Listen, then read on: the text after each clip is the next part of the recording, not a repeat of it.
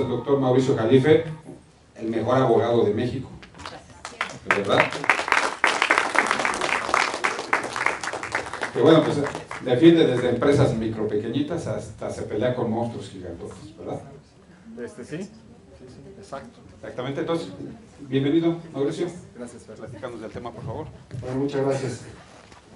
La propuesta de tema de franquicia contra negocio propio, pues yo diría no solamente pasa, digamos, por el tema de simplemente definir cuándo es viable una alternativa u otra, sino espero sirva un poco para que reflexionemos sobre algunas implicaciones de decisiones críticas que se toman en el proceso de ser empresario, de ser emprendedor, de formar una startup y de validar la hipótesis en el mercado y luego de escalarla y de llevarla pues más adelante a ser una empresa consolidada y una empresa que genera riqueza en todos los sentidos. Y por eso el tema, pues es un tema que a mí me gusta y porque además nos lo preguntan mucho. Cuando una persona decide empezar a hacer negocios, muchas veces pasa por su cabeza el tema de ¿vale la pena poder utilizar un modelo que alguien más ya desarrolló, que alguien más ya probó, o es mejor iniciar de lleno con una idea propia, personal, directa, para tratar de convertirme en empresario? Y esos son justamente los argumentos que revisamos en esta presentación. No sé cómo le puedo hacer para ir cambiando. Sí. Las láminas, adelante, por favor. ¿Quieres que las cambiemos o tú quieres controlar? No, son solo 3, así que lo pido acá al compañero que nos apoya y no hay problema. Bueno, aquí en esta lámina ya sabemos que una franquicia pues, esencialmente consiste en la posibilidad de que una empresa que ha logrado un modelo de negocio exitoso, que ha probado una fórmula de negocio, nos pueda trasladar esos beneficios en la forma de manuales, de estándares de operación, de experiencia, de asesoría y de marcas. Obviamente, nos permite ese empresario utilizar su imagen, nos permite utilizar su marca con objeto de que los consumidores sepan exactamente qué tipo de prestaciones estamos ofreciendo, cuál es nuestra oferta y nuestro valor empresarial de cara al mercado. Y consecuentemente, pues es digamos que una manera de tener un atajo para llegar a ese consumidor. No tenemos nosotros que correr el ejercicio completo de estar probando, sino que vamos a utilizar la fórmula que alguien más ya comprobó que puede funcionar. Y eso es lo que ha hecho que las franquicias sean exitosas. A mí no me deja de sorprender que a pesar de toda la problemática que implica muchas veces la operación de franquicias, a nosotros como abogados, créanme, nos toca ver problemas muy complicados de franquiciatarios que se acercan a nosotros en algún momento, muy seguido, a plantearnos que el franquiciante no les está cumpliendo, que no les está yendo bien, que están por cerrar el negocio, que gastaron cualquier cantidad de recursos en poder operar y que las cosas no están funcionando como se les prometió que iban a funcionar, que mejor lo hubieran intentado por su propio lado, etc. Pero a pesar de eso, resulta que cuando es la Feria de Franquicias de la Ciudad de México y en otras ciudades de la República, Monterrey, Guadalajara, ya empiezan a tener también este efecto. Van 50,000 personas a la feria y todo el mundo está buscando conceptos novedosos y todo el mundo está buscando juntar recursos para comprar una franquicia y al final, pues evidentemente que nos tenemos que preguntar por qué se da este fenómeno de esta manera tan exponencial en términos de quiero ser empresario, quiero tener libertad financiera, libertad patrimonial y entonces el hecho de poder tener una sucursal, vamos a decirlo así, de un negocio que es exitoso, pues resulta tan sugerente, tan convincente, tan atractivo. Y eso es justamente lo que trato de contestar en estos próximos minutos con objeto de que podamos tener elementos de juicio que también sirvan para cuando decidimos llevar un negocio adelante. Lo primero, en una franquicia, ¿qué tenemos frente a un negocio que nosotros decidimos llevar de manera independiente? En el caso de la franquicia estamos sometidos a estándares y eso tiene, como casi todos estos elementos, tiene sus partes buenas y malas. Yo les diría como primer consejo a quienes están pensando en adquirir en algún momento una franquicia, que tengan en mente una cuestión. Tenemos que suprimir de nuestra cabeza como empresarios la parte de la iniciativa personal. Y la realidad es que el franquiciatario, como parte de la cultura que debe adoptar, debe asumir que tiene que ser un buen operador, tiene que ser alguien que no esté cuestionando tanto lo que el franquiciante le diga y le dé, sino que simple y llanamente opere. Y eso a veces en la práctica profesional lo que nos toca observar es que hay muchos franquiciatarios que no entraron al negocio sabiendo exactamente a qué se metían, ¿no? Hay franquiciatarios que nos han dicho: oye, pues es que este cuate se la pasa todo el día diciéndome lo que tengo que hacer. Pues es que eso es precisamente una franquicia. Que te digan todo el maldito día lo que tienes que hacer. Esa es la virtud de una franquicia. Que no tienes que pensar mucho por ti mismo, sino que alguien que ya pasó por ese proceso y por ese camino nos diga exactamente qué tenemos que hacer. Eso es lo que esperamos que suceda. Así es que un primer tema es si esos estándares de operación estamos dispuestos a asumirlos y seguirlos, o vamos a nosotros tratar de improvisar y de implementar decisiones personales y propias, porque entonces probablemente la ruta que debamos seguir sea la de la independencia, la de nosotros diseñar y modelar nuestro propio negocio e irnos por esa ruta sin tener que estar sometido a las decisiones de otros. Bueno, el segundo, la parte virtuosa de esos estándares, ¿cuál es?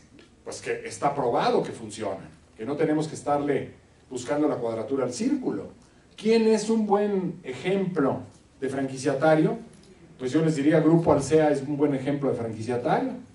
Esta empresa es el franquiciatario más grande que existe en el mundo, es una empresa mexicana que opera Starbucks, que opera Domino's Pizza, que opera Hoy Beats, que opera Italianis, y por ahí nos seguimos con las marcas que controla. Opera más de 3,000 establecimientos entre México y América Latina, y es una empresa increíblemente exitosa. Son restauranteros, pero restauranteros con un nivel de precisión en la operación que nadie puede emular. Se han convertido en franquiciatarios exitosísimos de las mejores marcas de restaurantes en el mundo, y podrían tener en su portafolio la que ellos quisieran. Todas las marcas los buscan para que ellos sean los operadores como franquiciatarios. ¿Qué marca propia tienen? Ninguna. Solamente manejan las marcas de otros, ¿no? Pero han entendido muy bien que como franquiciatarios deben operar de una manera muy particular y estar orientados al mercado y lograr utilidad a partir de la creación de marcas, y ellos no son expertos ni saben desarrollar marcas, saben operar restaurantes y en eso se concentran. Una franquicia nos debe dar una marca acreditada. Eso puede ser una ventaja muy importante. Hay muchos empresarios que lo que me dicen es que cuando quieren entrar al mercado con un producto, con un servicio, la verdadera barrera de entrada es no tener una marca, no tener una buena marca, porque tienen que luchar a veces contra marcas que tienen una inversión publicitaria brutal o tienen 30 años de presencia en el mercado. Ya los lazos de fidelidad con los clientes están totalmente consumados, y conseguir clientes que les interese probar un producto nuevo, por más que sea excelente, la mejor fórmula, el mejor atributo, etc. Yo he visto a muchos clientes que se concentran en tener un excelente producto. El problema es cómo le decimos al consumidor, o cómo convencemos al consumidor de que mi producto es el mejor. Y a veces el marketing, por más estratégico, por más directo, por más voluminoso que sea, no es suficiente. Las marcas están posicionadas y quitarlas del anaquel es un problema. Entonces, si lo que pretendemos es entrar a un mercado en donde hay marcas posicionadas, cuidado, porque probablemente necesitamos elegir la ruta a través de adquirir una franquicia que nos permite efectivamente llevar una buena oferta al consumidor. Toda la vida he querido tener una farmacia. Bueno, pues a lo mejor te conviene comprar una franquicia de farmacia del ahorro o de farmacias similares, según a qué mercado quieres ir, porque bien sabemos que hoy, sin una red de apoyo de esta magnitud, en donde se consiguen mejores precios, mejor volumen, mejor distribución y mejor presencia de marca, si yo quiero lanzarme con una pequeña farmacia al estilo antiguo para ubicarme en un barrio de la Ciudad de México y no tengo acceso a descuentos y no tengo una marca reconocida y no puedo hacer esa publicidad, pues francamente estoy equivocando el camino. Tengo que pensar probablemente en una marca que me dé todos esos componentes con objeto de poder competir. Claro, hay aquí una cuestión. Si estoy entrando en un mercado en donde no hay marcas tan posicionadas. ¿Qué mercado muy posicionada hay de florerías? Yo me acuerdo nada más de Matsumoto y creo que ya ni existe. ¿Hay buenas marcas de florerías? No. Como que no. Entonces a lo mejor digo, bueno, ahí hay una oportunidad. Actualmente sí hay florerías. ¿Ok? Que mandas a pedir ahí, pero no son así como de marcas reconocidas. Bueno, pues entonces a lo mejor para montar una florería veo una buena oportunidad de empezar a tener un negocio y luego poner 2 o 3 o 4 en diferentes puntos de la ciudad, tengo un buen concepto y puedo empezar a acreditar una marca y desarrollarla y que esa marca va tomando valor con independencia del negocio, se convierte en una mercancía en sí misma. Bueno, entonces puede ser una estrategia muy interesante poder irme por la ruta de un negocio propio en donde no le tenga que estar pagando regalías a alguien por el uso de una marca para engrandecer esa marca y no la propia. Un tema a considerar. Obviamente el know-how probado por la franquicia, eso desde luego es uno de los grandes atributos, pero debe existir un know-how probado, real. Cuando analicemos una franquicia, por ahí tengo una lámina en donde, pues digamos que considero o contemplo 2 o 3 temas de qué debemos apreciar en una franquicia. Este es uno de los temas sensibles. Que la marca sea poderosa y que el know-how o la experiencia que me están transmitiendo realmente sea un buen know-how. Nos sucedió, les platico la experiencia con una franquicia de una tintorería, que pues la realidad es que no daban buen servicio a sus franquiciatarios. Les ayudaban un poquito a elegir la maquinaria y un poquito a explicarles cómo funcionar, cómo lavar la ropa, pero pues no eran, digamos, no tenían un servicio de apoyo real en marketing, en servicios, en promoción, etc. Cuando empezamos a analizar el tema, porque era casi inevitable que llegara al litigio, les pedimos que nos mostraran los manuales que les había entregado la franquicia de origen para ver qué tan bien hechos estaban o qué tan mal hechos, porque la entrega de manuales que reflejen este know-how es un punto esencial con objeto de que sepamos volar el avión.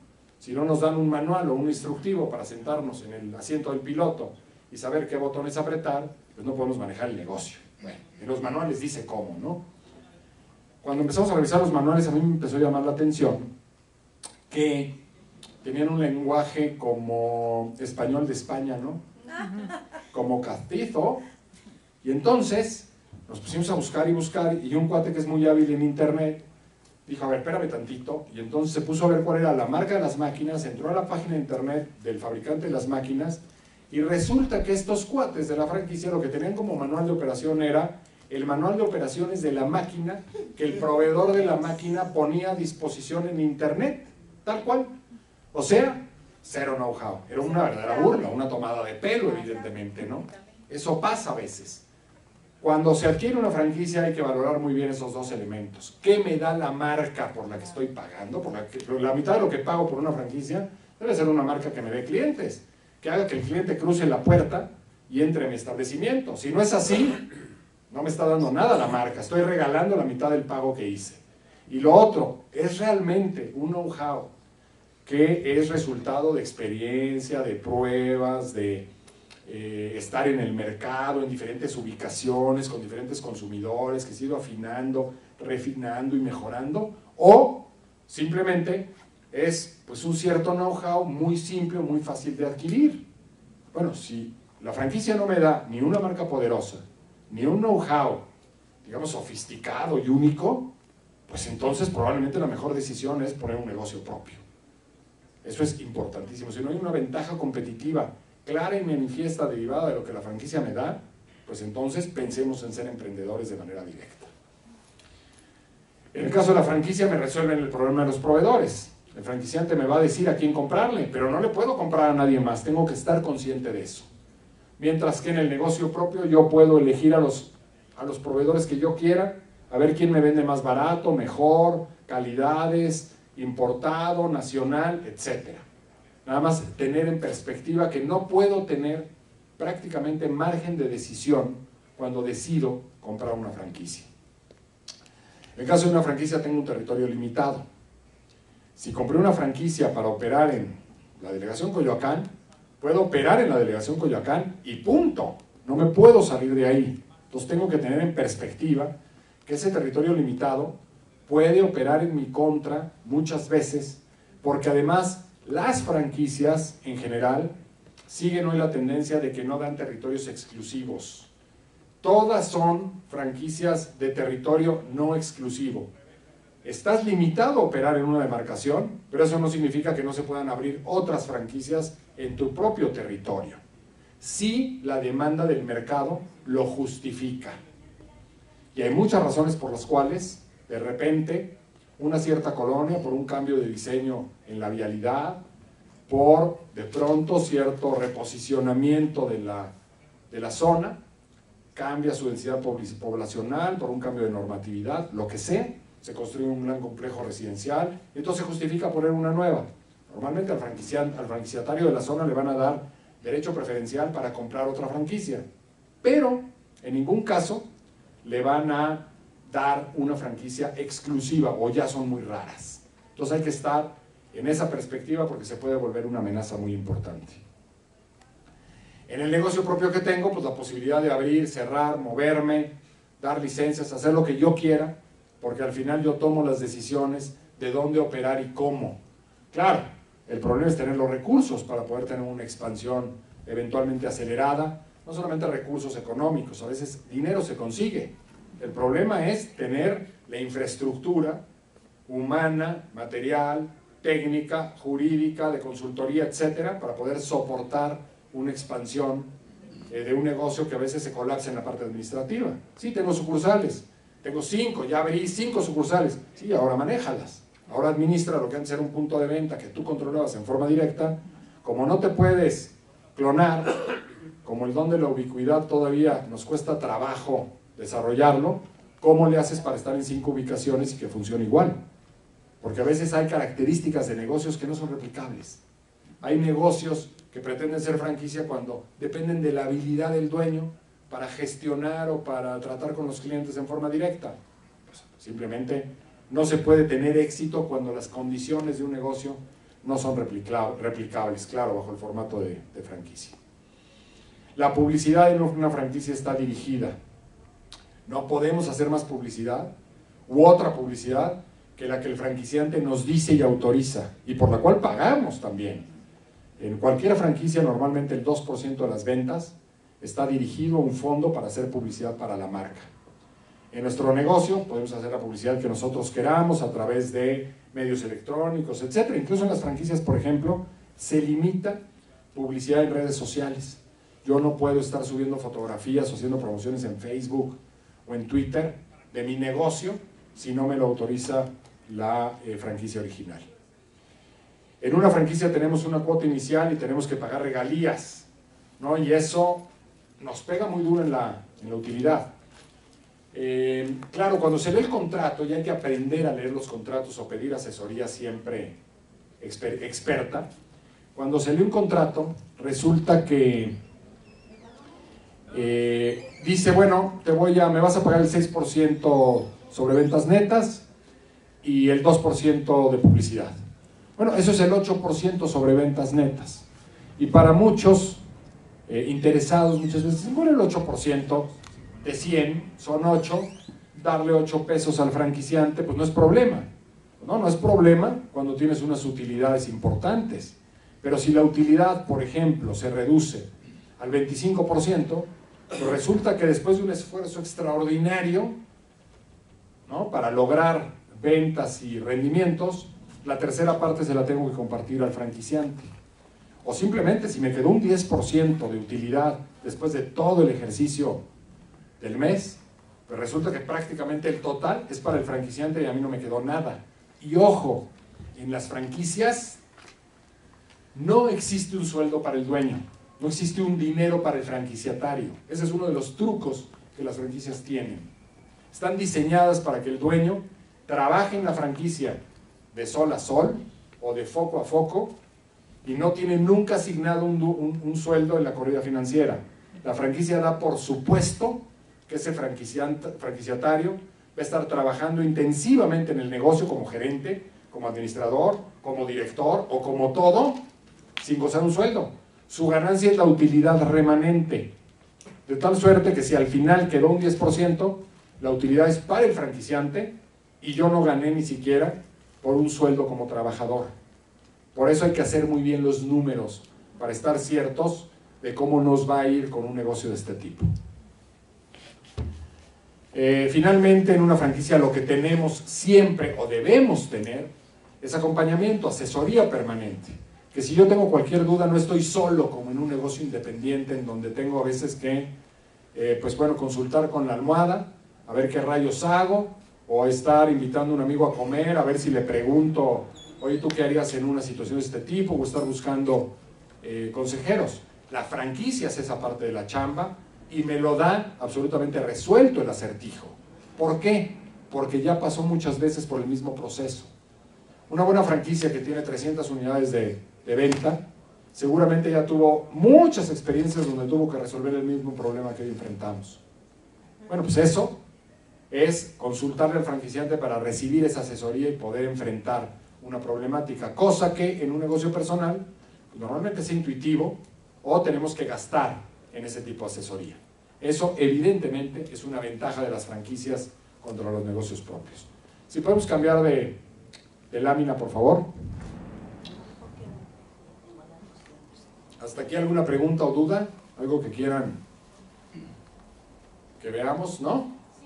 Sí, adelante. Si alguien se compró la franquicia y no funcionó, porque siempre dicen que entre tanto tiempo recuperan la inversión, ¿usted hace esa demanda? Sí, a cada rato.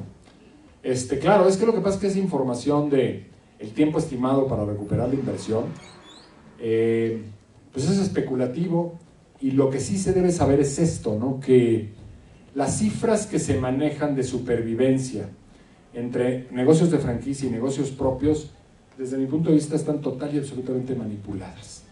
Y les voy a decir por qué. Se dice, en los primeros 5 años, solamente el 28% de los negocios propios sobreviven después de 5 años. Mientras que en franquicias, la estadística es que sobrevive más del 85%. Y basados en esa estadística, se dice, siempre conviene gastar mejor en una franquicia porque nuestras posibilidades de seguir vivos y de ser exitosos es muy grande. Bueno, sí, hasta un punto. ¿Por qué digo que es una estadística totalmente manipulada y finalmente poco veraz? Porque en ese 85% ponen todas las franquicias que existen. De todas las franquicias que existen, la mitad del dinero que se produce de franquicias en México son las gasolinerías de Pemex. ¿Hay forma de que una franquicia, resultado de un monopolio estatal de operación, no gane dinero? No. Todas las gasolinerías ganan dinero, todas. Aunque sea poquito, todas ganan y todas sobreviven, evidentemente. Pero claro, son inversiones de $2 millones para arriba. Cuando estamos buscando franquicias para nosotros, grueso de la población, buscamos franquicias, claro, McDonald's infla los números, Burger King infla los números. Esas, bueno, yo diría, de veras Burger King es de Grupo Alsea, o Starbucks, o Domino's Pizza, no deberían estar en la estadística, porque ya son negocios con una condición muy distinta. Deberían estar ese tipo de franquicias en donde las personas invertimos todos los días y vamos a ver cómo nos va. Entonces, si le hacemos así, resulta que entonces el 85% baja al 45%. Entonces, 45%, digo, estamos haciendo un ejercicio un poco especulativo con números gruesos. Nunca lo hemos hecho fino. Pero si quitamos esas, el número baja a que es 45% contra 28%. Ya la distancia no es tan grande. Entonces, ¿qué es lo que sucede cuando te dijeron en 18 meses recuperas la inversión y luego todo es ganancia y todo va a ser maravilloso? Y resulta que a los 18 meses no solamente no recuperaste la inversión, sigues perdiendo. Esa es la pregunta. Tienes que demandar. Pero el problema es que, y créanme que es muy doloroso, que de repente recibimos clientes que nos dicen, oiga, Lick, es que mire, aquí está el contrato de franquicia. Los contratos de franquicia tienen una característica común todos. Todos son leoninos. Todos. Todos son leoninos, abusivos. Y todos son innegociables. Lo que nosotros llamamos es un contrato de adhesión. y son leoninos, abusivos e innegociables, porque la ley dice que deben ser así. ¿Cómo la ven? ¿Saben por qué? Porque antes nuestro trabajo como abogados era negociar mejores condiciones para un franquiciatario. Hoy la ley dice que no se pueden manejar condiciones discriminatorias entre franquiciatarios, que las condiciones imperantes deben ser las mismas para todos. Fin de la fiesta, se fregó la Francia, porque hoy el franquiciante nos dice muy fácilmente, perdón, es que no te puedo conceder eso porque viola el principio de no discriminación que la ley me impone y me van a demandar los demás franquiciatarios. El contrato es este y punto. Entonces, ¿qué es lo que sucede a veces? Que empezamos a revisar el contrato y decimos en la torre, lo peor que le puede pasar a un franquiciatario es que le vaya a regular. ¿Por qué?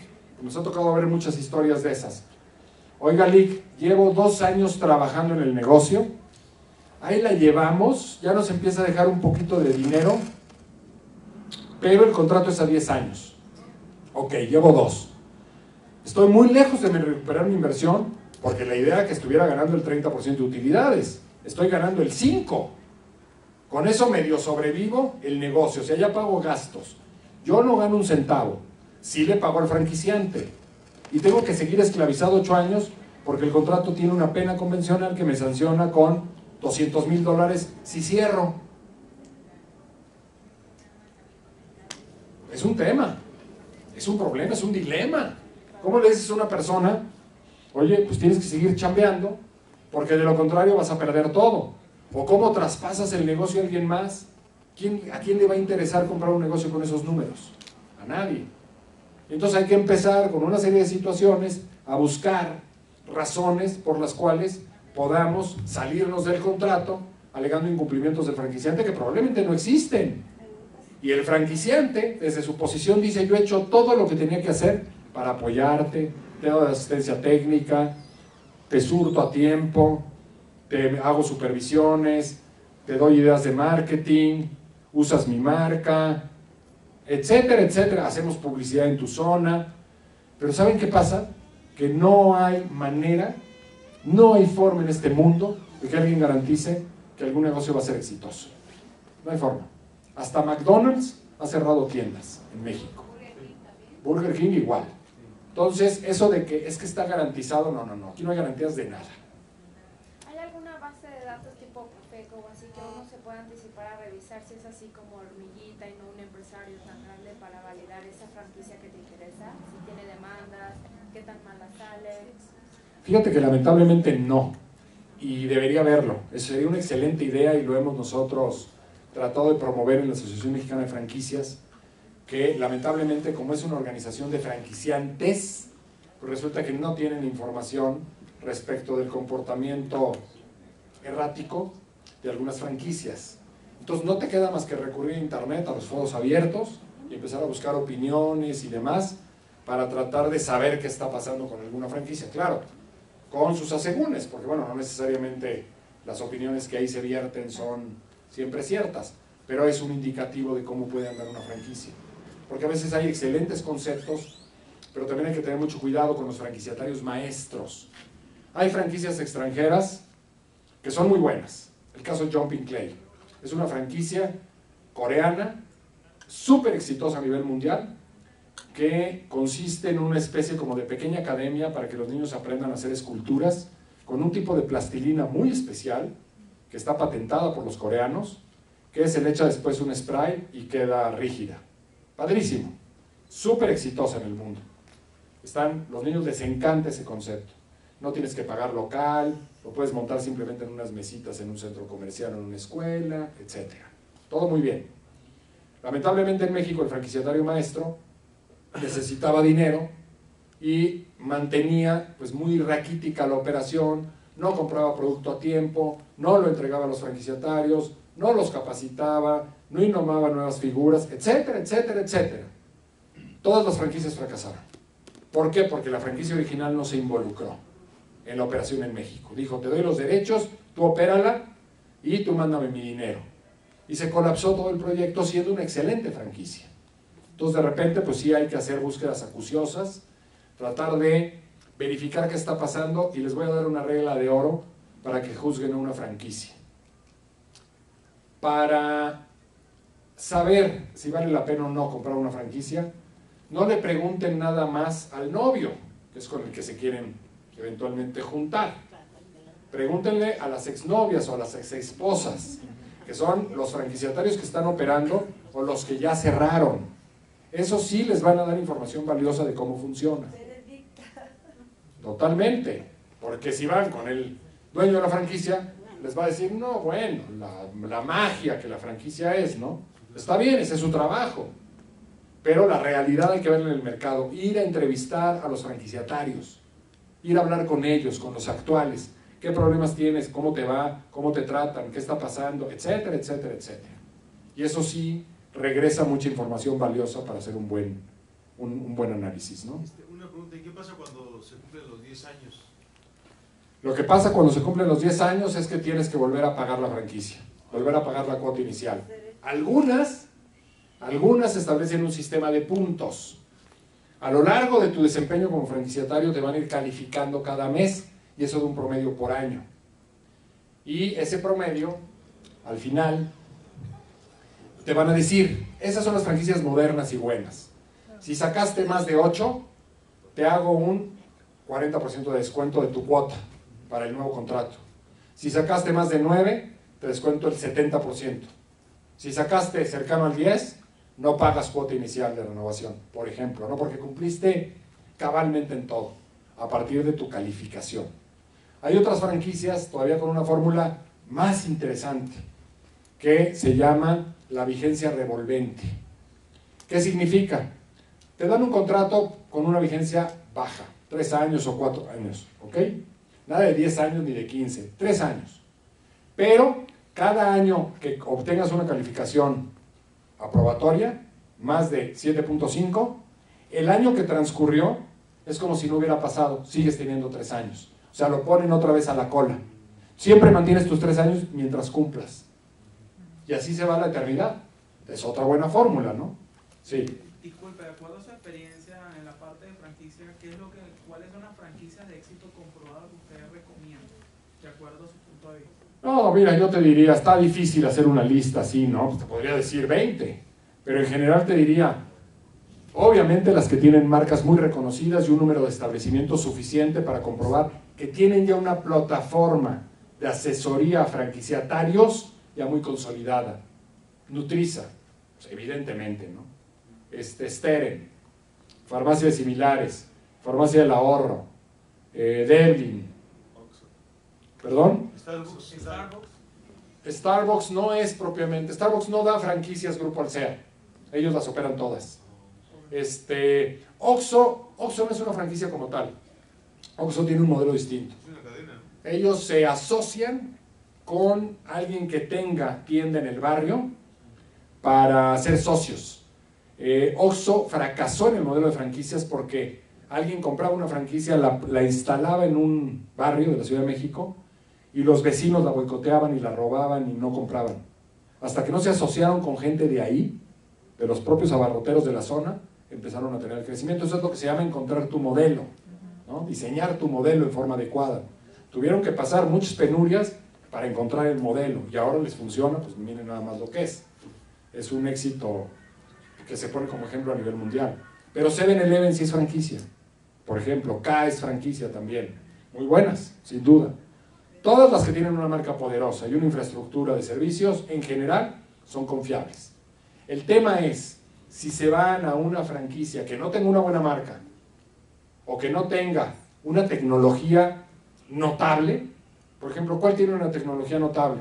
El otro día me encontré con una que desarrollaron unos chavos, es una alianza de una universidad de Estados Unidos con una universidad de México, que le está lanzando un modelo franquiciable para aprender a manejar drones y dar una serie de servicios de filmación, de medición, de vigilancia, etcétera, con los drones, con una serie de programas de computación súper sofisticados que para desarrollarlos llevan 10 años desarrollándolos.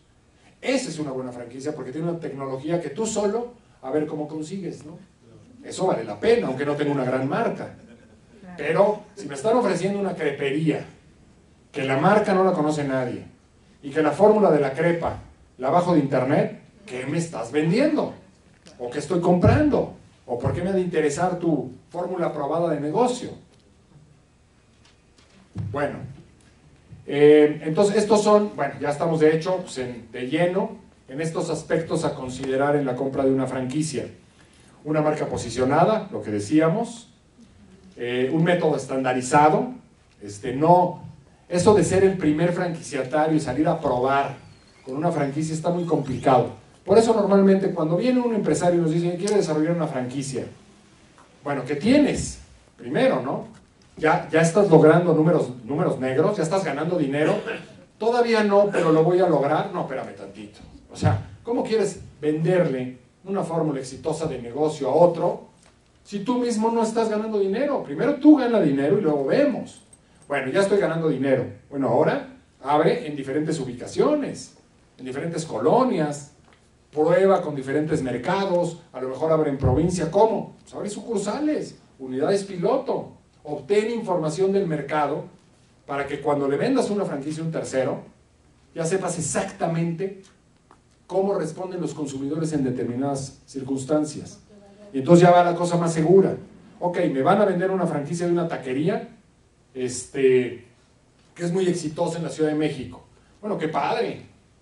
Pero esa misma marca en provincia, ¿alguien la conoce? Y segundo, ¿han visto los precios de los tacos en provincia? 50% de lo que cuesta una taquería en México. En México ya es un producto delicatessen. No sé en qué maldito momento ir a comer tacos cuesta 550 pesos con alguien más, ¿no? Carajo, ¿no? En cambio en provincia son cuentas de 120 pesos por persona. ¿Cómo una franquicia de una taquería del DF va a funcionar en Mexicali? Pues no hay manera, no hay forma de entrada. Entonces ese es el tema. Hay que validar el concepto y el modelo de negocio en diferentes ubicaciones, situaciones, y entonces salimos a vender. Si no, es un acto irresponsable. Pura y simplemente es un acto irresponsable. Y de verdad, México ha sido muy bueno para utilizar su capital intelectual de negocios en que prolifere a través del modelo de franquicias. O sea, de ninguna manera me manifiesto en contra de este tipo de formato de expansión. Es virtuoso sin duda. Nada más que hay que hacerlo bien, hay que seguir bien las reglas. Y no hay que tratar de querernos comer de repente el mercado tomando decisiones precipitadas cuando la empresa no está madura como para hacerlo. Bueno, por lo menos eso yo pensaría. Eso veo en la experiencia cotidiana de que también franquiciantes que tenían una legítima aspiración de crecimiento, un buen concepto, una muy buena marca, buenos deseos, buena fe, no querían transar a nadie, de repente empiezan a dar franquicias porque quisieron tener presencia múltiple en 10 ciudades de la República y bla, bla, bla, pero no desarrollaron la plataforma como para dar esos servicios, no estaban preparados para. Tiene que ser algo progresivo, muy bien pensado, muy sustentado. Se lanzan a dar franquicias, no pueden resistir los requerimientos de los franquiciatarios, se vuelve un dolor de cabeza y al final se colapsa la empresa desde el formato original. O sea, ya ni como franquicia ni como negocio directo, ¿no? Y se la pasan desgastándose en litigios con 10 franquiciatarios enfurecidos que los tienen demandados. Entonces sí hay que hacer las cosas con prudencia. Obviamente hay que tener en cuenta el número de unidades, porque pues eso habla de la experiencia. Pero, ojo, no nada más hay que preguntarle a un franquiciante, oye, ¿y cuántas franquicias existen? No, pues tenemos 220. Está muy bien, ¿y cuántas han cerrado? ¿O cuántas se han traspasado porque no daban? Ese es un número muy importante que se debe conocer. Entonces hay que hacer las preguntas correctas, ¿no? ¿Cuántos años de experiencia tiene la empresa operando franquicias? ¿Cómo realiza la supervisión y la asistencia técnica? Ese es un punto clave para determinar. Hay muchos franquiciatarios que les molesta que los estén supervisando. No, ojo, si quieres ser franquiciatario, tienes que entender que entre más te supervisen, mejor, porque eso va a permitir estar corrigiendo el rumbo con objeto de poder estar realmente otorgando las mejores prestaciones posibles a tus clientes. Esa es la idea justamente. ¿Cuál es el nivel de innovación? Por ejemplo, Steren. Si yo como empresario independiente me quiero lanzar a poner una tienda de productos electrónicos tipo Steren de bajo costo, ¿cómo rayos le hago para estar en el estado del arte todo el tiempo? En el estado de vanguardia. Steren va a todas las expos en China, tiene una oficina montada en China, permanentemente buscando nuevos productos. Su capacidad de innovación es brutal, de estar todo el tiempo alimentando su catálogo. Entonces ahí, si pensamos en un negocio propio, cuidado porque no vamos a poder competir. No tenemos marca, no tenemos la tecnología ni los recursos para estarnos haciendo de esa proveeduría tan sofisticada. ¿Cuál es la gran fortaleza de Steren? Esa, su capacidad de innovación en su catálogo.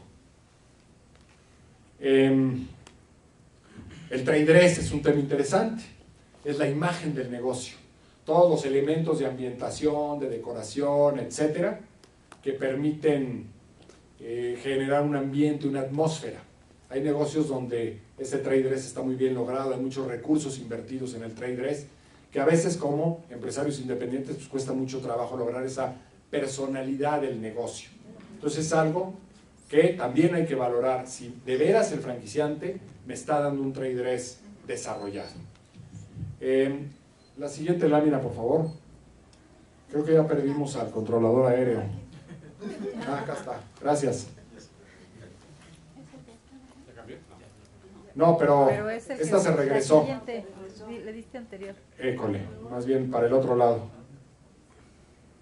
La siguiente, no, nos pasamos. A ver, alguien que sepa manejar. Reconozco mi. Otra, ya. Ahí está. Aspectos, ¿había otra antes? La que sigue. Ahí está. Ah, bueno, los aspectos de riesgo. No, esta ya la vimos, la que sigue. Estos son los aspectos de riesgo en materia de franquicias. ¿Qué deben considerar o qué deben contemplar cuando revisen una propuesta de franquicia? El tema del territorio. Entren en una franquicia pensando en que no tienen un territorio exclusivo. Aunque les digan que tienen un territorio exclusivo, lo que sucede a veces es que me dieron una franquicia que vendía dulces. Bueno, que al final resultó, cuando hicimos el análisis financiero de esa franquicia, al negocio original iba requete bien y a los franquiciatarios no. Dijimos, ¿y por qué? ¿Por qué se da esto? Hicimos toda la revisión, y etcétera, y decíamos, pues es que el modelo no da. O sea, se vende mucho, pero el margen es tan reducido que los gastos lo consumen. ¿Qué tiene el negocio original que estos no? Bueno, vendía un poco más de volumen. ¿Saben cuál era la diferencia? Pues que no pagaban impuestos del negocio original.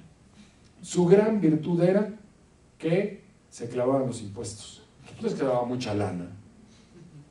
Y un poco el mensaje del franquiciante era, bueno, nosotros, pues esa es decisión de cada quien. O sea, me estás vendiendo un negocio con la intención de que yo evada impuestos para que pueda ganar dinero. Mal diseñada la franquicia desde el origen. Pero bueno, además de eso, resultaba que decían, te doy 1 kilómetro de exclusividad, ¿no? A la redonda. Y bueno, resulta que ahí empezó la discusión. Tienes 1 kilómetro de exclusividad. Y anexaban un planito, que no se entendía muy bien, donde estaba el punto de venta, y luego 1 kilómetro, 500 metros para arriba, 500 para abajo, 500 al este, 500 al oeste. Ah, no, entonces no era un radio sino un diámetro de 1 kilómetro. Entonces, bueno, ahí ya nos tumbaron medio kilómetro. Y luego empezaron a autorizar tiendas que estaban en la periferia de los 500 metros. Entonces, su radio de influencia pues, nos abarcaba totalmente el territorio. La afectación fue brutal porque autorizaban un punto de venta así y el otro día también. Las ventas disminuyeron radicalmente según fueron abriendo negocios competidores. Entonces hay que tener en perspectiva este tema. Si tenemos un territorio, no es exclusivo. Y a veces tenemos que tener los recursos suficientes para que si el franquiciante nos dice, oye, ¿qué crees? Fíjate que se abrió una nueva plaza comercial en tu zona y tienes que cerrar tu franquicia y moverte a la plaza comercial y de guante tienes que gastar en un nuevo local y hacer una nueva inversión de equipamiento, adecuación, etcétera, es muy probable que lo tengamos que hacer. Porque si no lo hacemos nosotros, se lo van a dar a un tercero. Y normalmente los clientes vamos al negocio nuevo, no al que ya teníamos. O simplemente por razón de ubicación o mejor estacionamiento, la razón que sea. Entonces, ese tema del territorio hay que revisarlo muy bien en el contrato para que firmemos con la conciencia de que podemos ser invadidos súbitamente. El otro tema es el de la vigencia. ¿De veras es la vigencia suficiente para recuperar la inversión? A ver, tú me estás diciendo, franquiciante, que voy a recuperar la inversión en 18 meses y me das 5 años. Espérame tantito, es una vigencia muy limitada. Esos 18 meses voy a pensar que se convierten en 24 meses. O sea, la mitad del tiempo nada más estoy recuperando inversión y solamente la mitad del tiempo me va a quedar dinero. Es un riesgo absolutamente injustificado. Normalmente la fórmula es el tiempo de recuperación de inversión por 4. Si la vigencia no me da por 4, simple y sencillamente no puedo aceptar esa franquicia, no me conviene comprarla, no va a dar lo suficiente. Otro de los temas son las reglas de renovación. ¿Qué me estás ofreciendo de cómo le vamos a hacer para renovar? ¿Me vas a hacer un descuento en la cuota inicial? ¿Me vas a renovar automáticamente si cumplí? ¿Me vas a cobrar el 100%? ¿Ya soy como un desconocido para ti cuando el contrato termine? Porque así pasa. Sí, nos fue muy bien en las dos partes. Ahí nos vemos. Hay franquiciatarios que es increíble, pero lo peor que les ha podido pasar es ser exitosos. ¿Por qué? Porque cuando la franquicia ve que un franquiciatario es muy exitoso en un punto de venta, empieza a ver la forma de quitárselo, ¿no? De empezar a encontrar incumplimientos, etcétera, para quedarse con el local y seguir ellos operando, y en vez de cobrar el 6% de regalías, ganar el 30 o el 35% de utilidades. Al fin ya el franquiciatario ya hizo todo el ejercicio de montar el negocio y probar que funciona en esa ubicación. El Sushito que está en Viveros, en Coyoacán, pasó por una situación de este tipo. Hasta que les recompraron el negocio o no les renovaron el contrato para quedarse con esa ubicación en la propia franquicia. Hay que tener cuidado. Bueno, el tema de utilidades que ya lo estuvimos tratando, en el sentido de que hay que tener en cuenta todos los pagos que se necesitan hacer en una franquicia. Hay que pagar una cuota inicial, porque a veces cuando vemos la publicidad de una franquicia, ¿cuánto cuesta la franquicia? Esta franquicia te cuesta 120,000 pesos. Oye, está bien. Sí, 120,000 pesos es la cuota inicial, pero luego hay que pagar la adecuación del local, el equipamiento, el inventario, capital de trabajo, las rentas de local, y luego a la larga pólizas de servicio para el equipo, garantías, fianzas, etcétera, etcétera. Entonces hay que sumar bien y hay que ser prudentes en poner todos los conceptos juntos y ver exactamente cuánto vamos a estar pagando por la franquicia.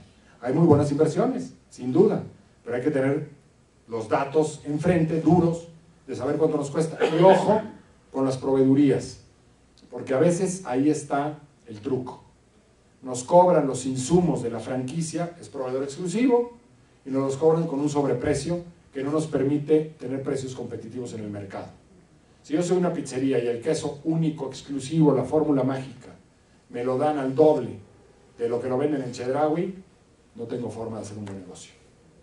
Va a ser demasiado caro mi producto y el franquiciante sigue guardándose el dinerito porque le está ganando a las regalías y le está ganando a la publicidad y le está ganando a los insumos. Entonces hay que ser muy, muy, muy puntual con ese tipo de temas.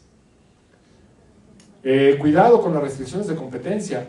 Yo he oído a muchos franquiciatarios en las ferias de franquicias que van platicando en los pasillos y dicen, no, mira, no pasa nada, compramos la franquicia, aprendemos y ya luego ya no importa, nosotros nos seguimos con nuestro propio negocio, el chiste es que nos enseñen a hacerlo.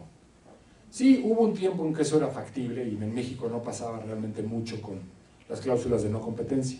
Hoy son cláusulas muy efectivas, que se puede exigir el cumplimiento, ya hay resoluciones de jueces que lo confirman, y hay que tener absoluto cuidado con el tema de competencia y de secretos industriales. Si ustedes siguen utilizando, después de terminada la relación con el franquiciante, siguen utilizando sus conocimientos, sus manuales, sus procesos, sus especificaciones, los van a acusar de la utilización de secretos industriales penalmente y pueden terminar en la cárcel por un tema de este tipo, de un incumplimiento de contrato. Entonces, aguas con el tema de secretos industriales porque tiene muchas consecuencias en México y nos toca verlo todos los días. Y finalmente, tener mucho cuidado con los contratos sin opción de salida. que son este tipo de situaciones en donde resulta que no hay una cláusula que llama de bajo desempeño. Tienen que exigir que en sus contratos de franquicia exista la posibilidad de terminar el contrato anticipadamente por bajo desempeño. Y no es que sea culpa de ninguna de las dos partes, insisto. Simplemente el negocio no da. ¿Por qué? Por los malditos caprichos del mercado, que de repente no permiten que un negocio prospere, por más que el franquiciante y el franquiciatario hagan su mejor esfuerzo y cumplan con todo. En esos casos es indispensable una cláusula de salida que diga, si los números de la franquicia después de 10 meses, después de 18 meses, no llegaron a estos niveles, el franquiciatario queda en absoluta libertad de dar por terminado el contrato sin ninguna responsabilidad, por ejemplo. Porque si no, se dan este tipo de situaciones donde el contrato dice, por el daño a la reputación que la marca sufrirá como consecuencia de cerrar el negocio franquiciado, el franquiciatario acepta pagar una indemnización de $150,000 en caso de que termine anticipadamente el contrato y cierre el negocio. Y dice, ¿y dónde voy a sacar 3 millones de pesos para pagar estos infames cuando además se han acumulado pérdidas a lo largo de todo el proceso? Y sin embargo el contrato es válido y se aplica, por más leonino que parezca. Entonces no hay que pensar en estar en una situación de ese tipo, no firmen. Los contratos no son un requisito por ahí que la ley impone, o no es algo que el franquiciante normalmente dice, ay, mira, es lo que los abogados ponen, ya sabes cómo son. Son pésimas personas, que en realidad, en general sí, pero resulta que cuando tengan que exigir el cumplimiento forzoso van a ir con una de estas malas personas que va a estudiar el contrato y va a decir, ¿qué crees? Que nunca nombraste un obligado solidario, que tenías la obligación de nombrarlo conforme al contrato. Entonces, de entrada, incumpliste y te lo rescindo. Y me quedo con tu cuota inicial, y me quedo con tu local, y etcétera, etcétera. ¿Y qué pasó con el contrato que no servía para nada, no? Los contratos hay que vivirlos, hay que revisarlos, hay que entenderlos, hay que asumirlos, que es algo que regula la relación para siempre. Y que en la medida en la que estemos cumpliendo con el contrato y exigiendo su cumplimiento, la relación va a ir mejor. Una última observación. La ley se reformó en 1994 y luego en el 2006 en materia de franquicias y desarrolló un documento que es muy útil para prevenir colapsos, que se llama Circular de Oferta de Franquicia, la COF. En ese documento, la ley dice, antes de la firma del contrato, deben transcurrir 45 días, 30 días hábiles, 45 días naturales, mes y medio, en donde el franquiciante ya nos tuvo que entregar toda la información de su empresa y las reglas del contrato, o el proyecto, el contrato pro forma. ¿Ok? Ya pude yo como franquiciatario posible estudiar todo. No vale firmar antes de ese plazo. No vale que me exijan depósitos o anticipos antes de ese plazo.